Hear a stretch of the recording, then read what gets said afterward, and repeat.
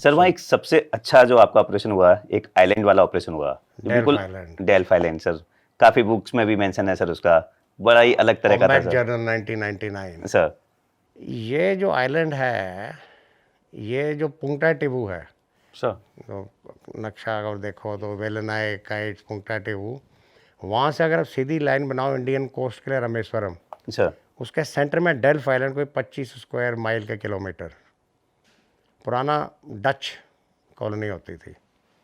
और वहाँ पर ये 5-6, अगर मैं बोलूँ तो पहलवान घूम रहे थे, सर जिनके हमको नाम पता था, फ़ोटो एक ही थी। तो मेन चीज़ थी सरप्राइज़।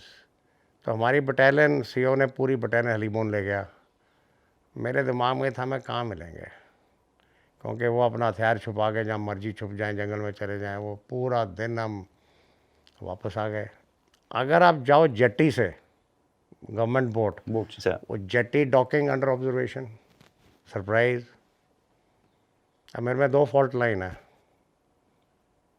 एक पैरा एसएफ हूँ, ऊपर से सरदार हूँ जट सिख।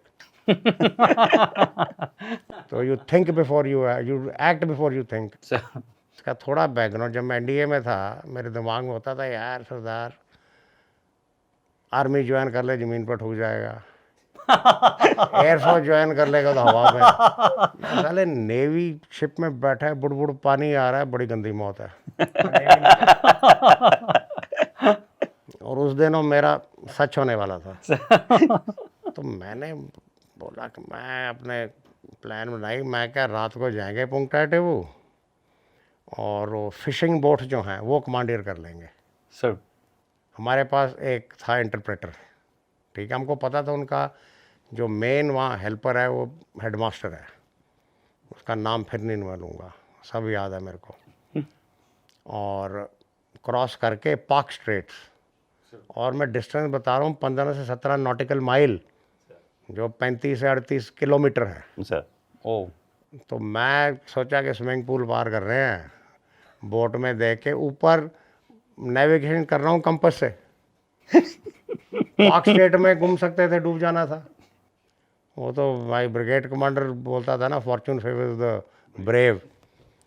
ऊपर से सिविल कपड़े, गए वहाँ, केरोसिन के जरिकन थे, क्योंकि जो ओबीएम होते थे मिट्टी के तेल से चलती थी, खड़े कर लिए, भरे, चल पड़े। और डिलन वो follow up next day jetty में आना था। अब समुंदर ऐसी चीज़ है, जब आप चलो तो पहला आधा किलोमीटर तो ठीक लगता है ऐसे ऐसे, फिर थोड़ा सा अनकंफर्टेबल। आप देखते हो कि एक बोट 4 फीट ऊपर है, एक 4 फीट नीचे है, और जब तक आपको रियलाइजेशन आती है कि पंगा ले लिया, तो एक 10-15 फुट है, दूसरी है। पहली बारी मैंने ज़िंदगी में स्टार्क हॉरर, मैं क्या सरदार डूब के मरेगा, तू साथ में इनको मरवाएगा 14 को। भूल गया कि नेवी क्यों नहीं ली थी। नेवी क्यों नहीं ज्वाइन कर रहा था। अच्छा, वो देखने वाला सीन था, ऊपर से बादल थे, मूनलाइट थी, और सेंटर में कोई 15-20 किलोमीटर आगे होंगे हम। एक बोट इधर, एक इधर, वो बंदे उल्टियाँ कर रहे हैं।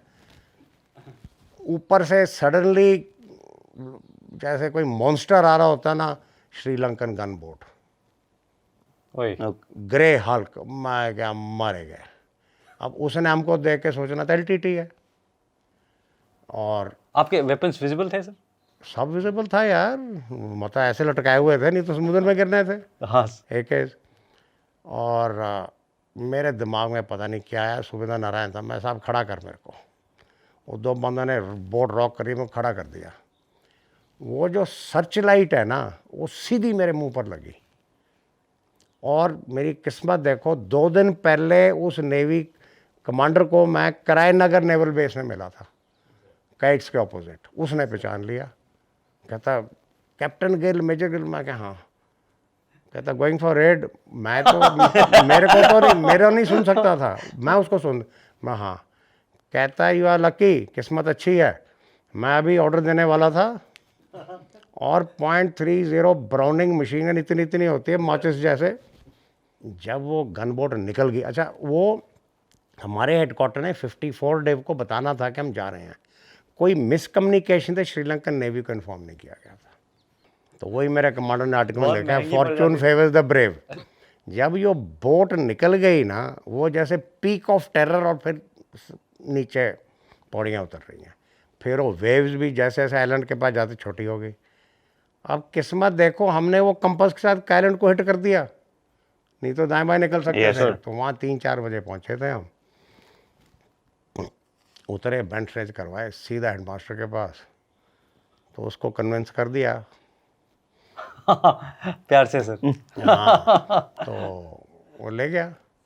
उसके बाद तो जैसे चिकन पकड़ते हैं ना, तो एक उनका जो लीडर था कैप्टन, चलो बता देते हैं, रवि, क्या फ़र्क पड़ता है।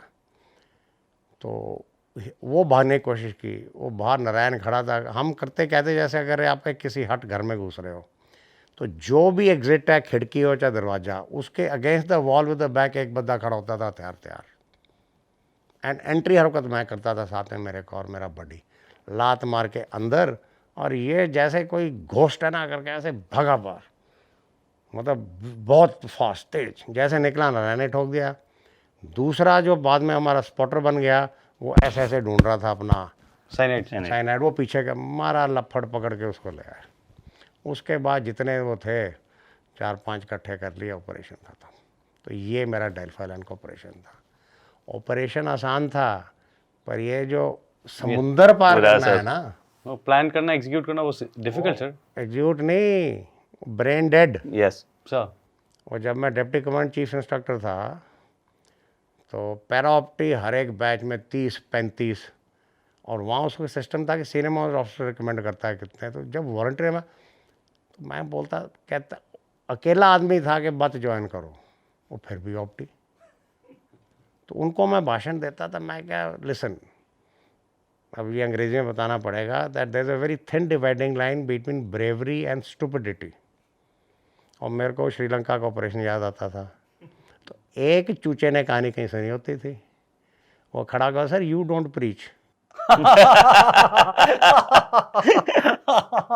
तो मेरे टाइम में बड़े अफसर आए थे, प्रीत, फिर सेकंड जनरेशन, फिर अभिलेख, फिर ये Bijalwan bronze medalist, Devesh, father 5 para में एज अ हवलदार, वो मर गया था।